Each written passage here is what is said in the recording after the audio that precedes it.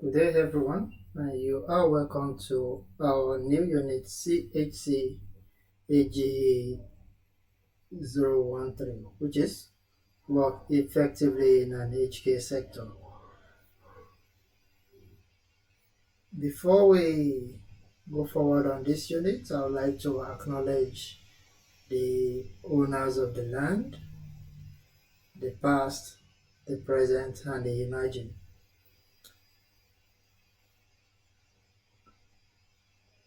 The unit we are talking about today, it tells more about how we do our job as a carer, what is expected of us, what our job description is, and how to comply with both the organization policies and procedure as well as the industrial uh, laws and requirements for us to actually say, yeah, we are working in this particular industry.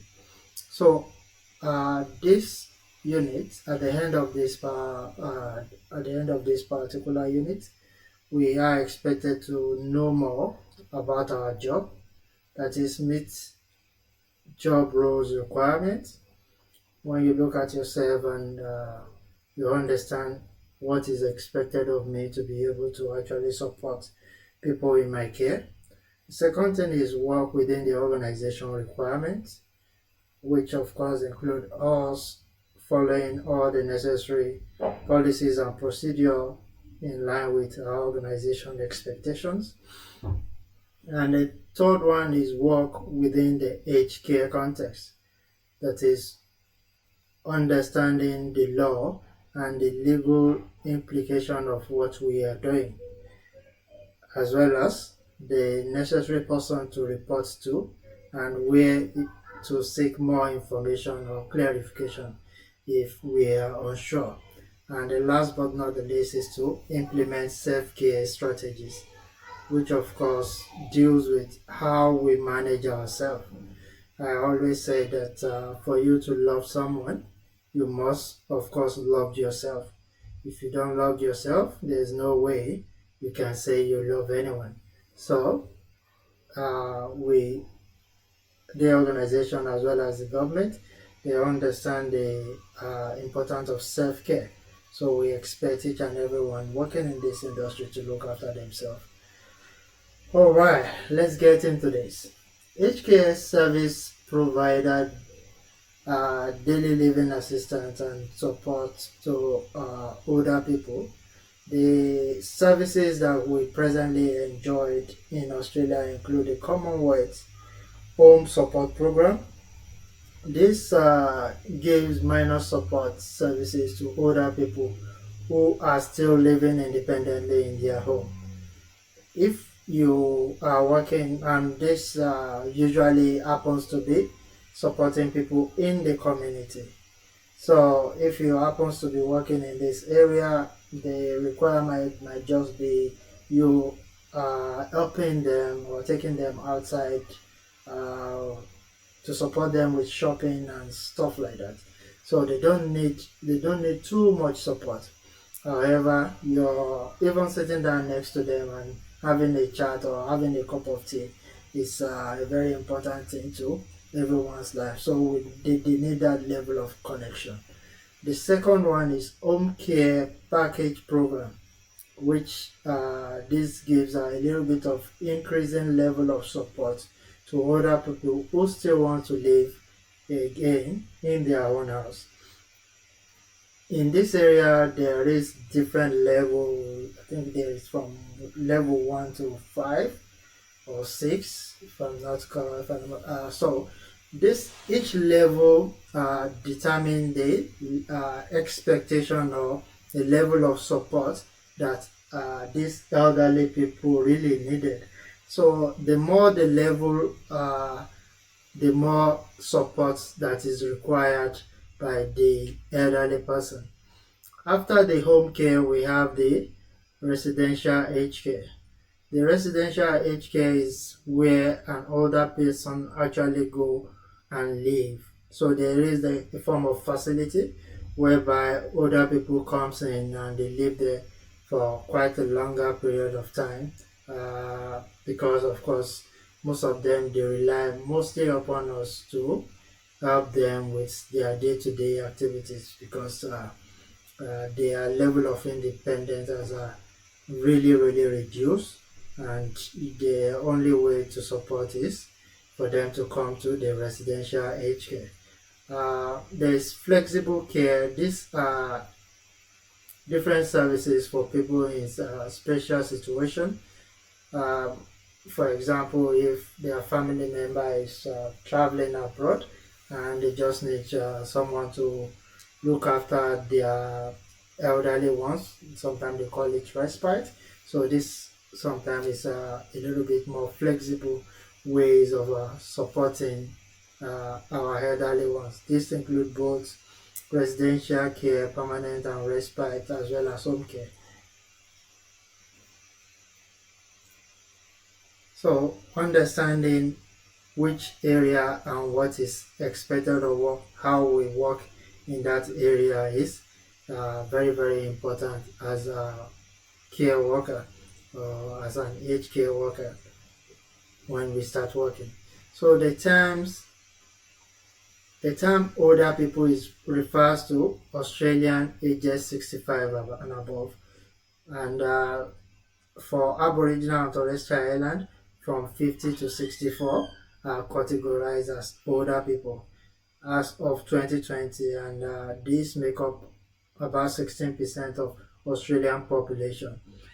Their numbers are growing a lot in the last decade, and many people are actually moving into this age circle. So people living longer because of better quality of life, and fewer people is having children. So in other words, we are having more aged people in our circle than the younger ones. So you can see the reason why we need to look after our aged ones and support them to even live longer productive years.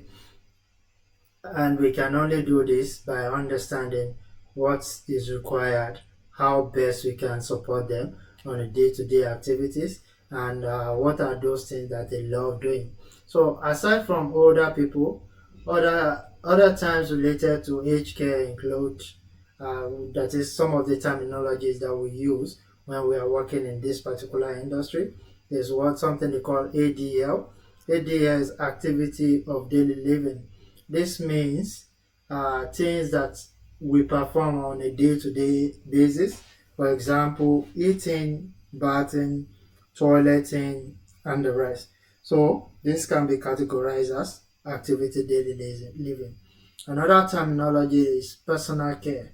Personal care is services that help people with their activities of daily living as well. So, like, what is a little bit unique to me that is not general thing, like when I said activity daily living, everybody does eating, bathing, and toileting.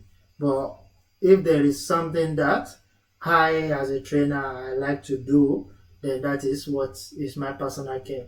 For example, now if after my showering and everything, I love to read the dailies before I even go for shower. So this is a little bit of personal care. That is what I enjoy doing than which is different from general. Admission is when someone enters into the HK services. That is when the organization brings someone on board or when they needed their support. Other terminologies include exit and discharge when someone leaves the aged care services. Primary care services, another term used for healthcare workers. And providers are organizations that provide aged care services. Specialists can be doctors, occupational therapists, speech pathologists, and the rest that also work in this medical environment. And discharge can be reason for someone exiting the services. So these are some terminologies that you are going to be coming across when you are working in this particular industry. So, as HK worker, you will help provide HK services to an older people, and in order to help provide HK services to an older person, you are expected to know how best you can support them in their daily activities. What is it that they enjoy? You provide that social and emotional support that can improve their living with you, and that can of course improve their independency. Though we don't say because they are aged they don't have their goal. We should try to understand what is the goal that each and every uh, older person in our care really have, and we should support them in achieving those goals to their best, to the best of their capability.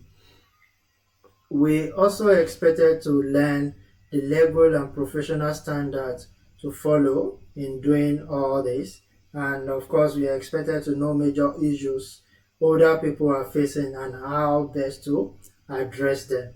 In other words, we are expected to familiarize ourselves with our job description and understand who we can report to if we need extra support on anything.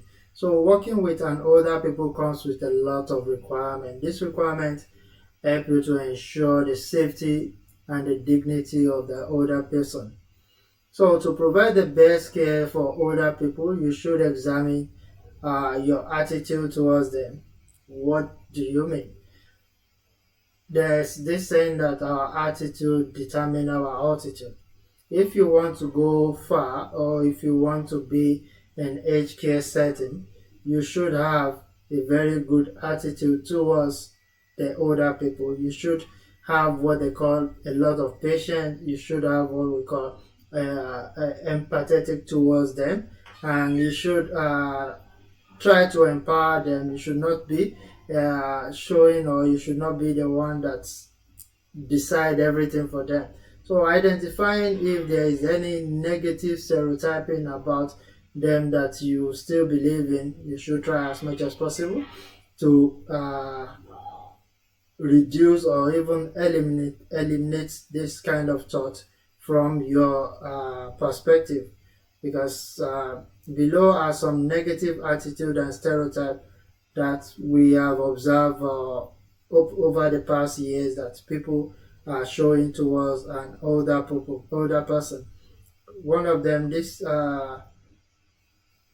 patternism. This means taking away an older person's control over their own life. This happens on a daily basis in the industry.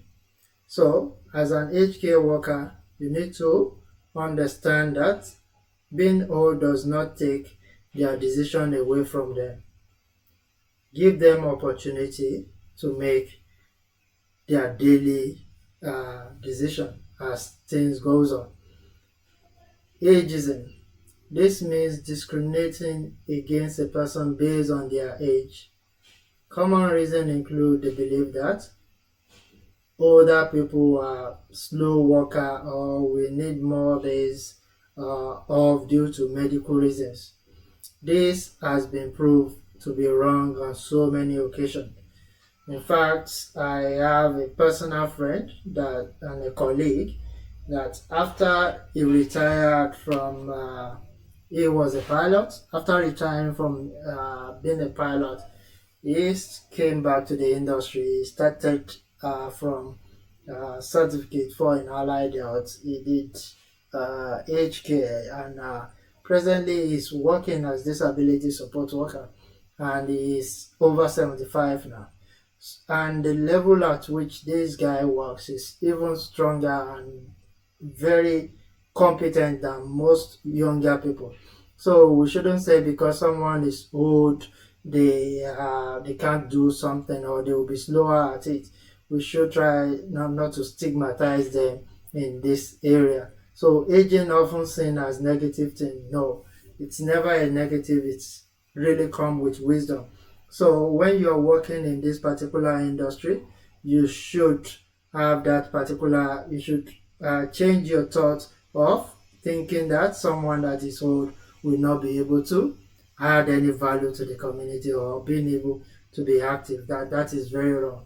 The initial stage in working effectively in HCAG is through meeting your job requirements. What are these things? Identify your job role, discuss your job requirements with your supervisor, and recognize and refer to the tasks that are outside of your job scope. You need to always know your limits. Because we are working in the healthcare sector does not give us capacity or does not give us that authority to make every decisions. So, for example, now if someone is coughing and the next thing is you believe they need a particular medication because they are coughing without doing necessary and verifying what exactly is the root cause of that coughing. You just think you can prescribe the type of medication that you believe they should be using. That is totally out of your scope. You should know what you are capable of, and you should make sure you maintain that level of professionalism. So your role as aged care worker focus on assisting other people, and it is essential to understand what you should do or you should do to perform your role properly. And if you do not know this limitation of your role, you may overstep your boundaries. So this is where we are going to call it a day today, and we'll be starting with home care workers next video. Thank you very much for your time. I'll see you next time. Bye for now.